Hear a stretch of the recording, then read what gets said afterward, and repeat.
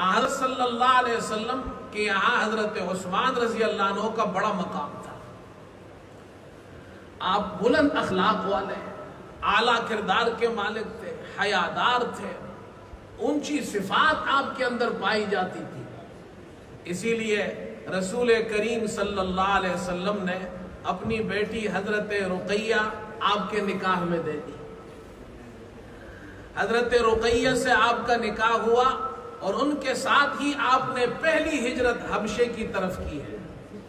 اور جب آپ حبشے کی طرف ہجرت فرما رہے تھے تو اس موقع پر رسول کریم صلی اللہ علیہ وسلم نے ارشاد فرمایا، حضرت ابراہیم اور حضرت لوط علیہ السلام کے بعد عثمان پہلا شخص ہے جو اپنی اہلیہ کے ساتھ ہجرت کر رہا ہے. اسی لیے آپ کو صاحب الہجرتین کہا جاتا ہے. پھر دوسری ہجرت مدینہ کی طرف ہوئی، حضرت رقیہ کا انتقال ہو گیا. حضرت صلی اللہ علیہ وسلم نے اپنی دوسری بیٹی ام کلثوم آپ کے نکاح میں دے دی. اسی لیے آپ کو ذو النورین کہا جاتا ہے. دو نوروں والا رسول کریم صلی اللہ علیہ وسلم کی دو بیٹیاں یکے بعد دیگرے آپ کے نکاح میں آئی ہیں. جب ام کلثوم کا بھی انتقال ہو گیا تو آپ صلی اللہ علیہ وسلم نے فرمایا، اگر میری اور بیٹی ہوتی تو عثمان وہ بھی تمہاری نکاح میں دے دیتا.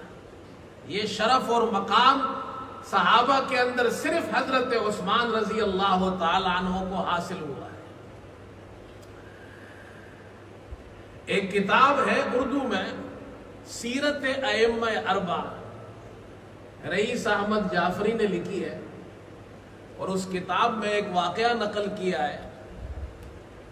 امام ابو حنیفہ رحمۃ اللہ علیہ کے زمانے میں کوفہ میں ایک شخص تھا جو حضرت عثمان رضی اللہ تعالی عنہ کی شان میں گستاخی کیا کرتا تھا. برسر بازار آپ کو نعوذ باللہ یہودی کہتا تھا. امام ابو حنیفہ رحمۃ اللہ علیہ کو علم ہوا، آپ اس کے گھر تشریف لے گئے. اس نے دیکھا کہ دروازے پر امام صاحب کھڑے ہیں. امام صاحب کا تو بہت بڑا مقام تھا. وہ حیران ہوا. آپ نے فرمایا کہ بھائی مجھے معلوم ہوا ہے کہ تمہاری بیٹی جوان ہو گئی ہے، میں اس کے لیے ایک اچھا رشتہ لے کر آیا ہوں.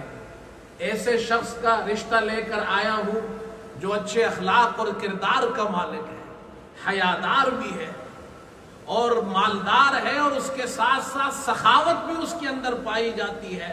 آپ نے مختلف خوبیاں اور صفات اس شخص کی گنوائی. اس نے کہا کہ امام صاحب آپ اتنے بڑے آدمی میرے گھر آئے ہیں، تشریف لائے ہیں، اور پھر میری بیٹی کے لیے اتنا بڑا رشتہ لے کر آئے ہیں اور اس میں یہ خوبیاں پائی جاتی ہے، اس سے بڑی اچھی بات کیا ہو سکتی ہے؟ میری بیٹی کو اتنا اچھا رشتہ مل جائے. آپ نے فرمایا، امام ابو حنیفہ رحمۃ اللہ علیہ نے فرمایا، ہاں بھائی یہ ساری باتیں تو ہے، لیکن ایک بات اس شخص میں یہ پائی جاتی ہے کہ وہ یہودی ہے. اس نے کہا آپ عجیب بات کرتے ہیں، میں اپنی بیٹی کا نکاح یہودی سے کیسے کرا سکتا ہوں؟ تو امام ابو حنیفہ رحمۃ اللہ علیہ نے فرمایا کہ تم اپنی بیٹی کے لیے یہودی کو پسند نہیں کرتے ہو تو تم نے یہ کیسے عقیدہ بنا لیا اور یہ سمجھ لیا کہ محمد صلی اللہ علیہ وسلم نے اپنی بیٹی کے لیے یہودی کو پسند کیا ہے؟ تم حضرت عثمان کو یہودی کہتے ہو. یہ سننا تھا کہ اس شخص پر اثر ہوا. امام صاحب سے معافی مانگی، توبہ تائب ہوا اور اپنا عقیدہ اس نے درست کر لیا. حضرت عثمان رضی اللہ عنہ رسول کریم صلی اللہ علیہ وسلم کے داماد ہے، آپ نے اسے اپنی بیٹی کے لیے پسند کیا. ایک بیٹی کا انتقال ہوا، دوسری نکاح میں دے دی ہے. حافظ ابن عساکر فرماتے ہیں کہ حضرت عثمان وہ شخص ہے کہ پوری دنیا کے اندر حضرت عثمان کے علاوہ ایسا کوئی آدمی نہیں ہے جس نے نبی کی دو بیٹیوں سے شادی کی. یہ مقام صرف حضرت عثمان رضی اللہ عنہ کے حصے میں آیا ہے. آپ کے فضائل اور مناقب تو بہت ہے، حدیث کی کتابیں بری پڑی ہے. احادیث میں حضرت صلی اللہ علیہ وسلم نے حضرت عثمان رضی اللہ عنہ کے فضائل بیان کیے. محدثین نے حدیث کی کتابوں میں باقاعدہ مناقب عثمان کے عنوان سے چیپٹر قائم کیے ہیں. میں ان میں سے صرف ایک فضیلت سناتا ہوں۔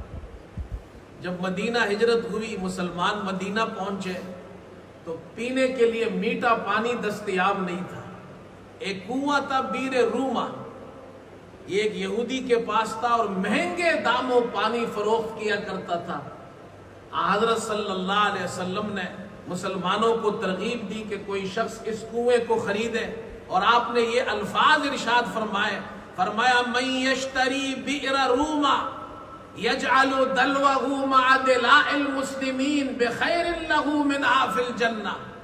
کون ہے ایسا شخص جو بیر روما کنواں خرید کر اپنے ڈول مسلمانوں کے ڈول کے ساتھ ملا دے، یعنی اسے مسلمانوں کے لیے وقف کر دے، اس نیکی اور اجر کے بدلے جو اس شخص کو جنت میں اس کنویں کے بدلے میں ملے گی۔ آپ نے جنت کی بشارت دی۔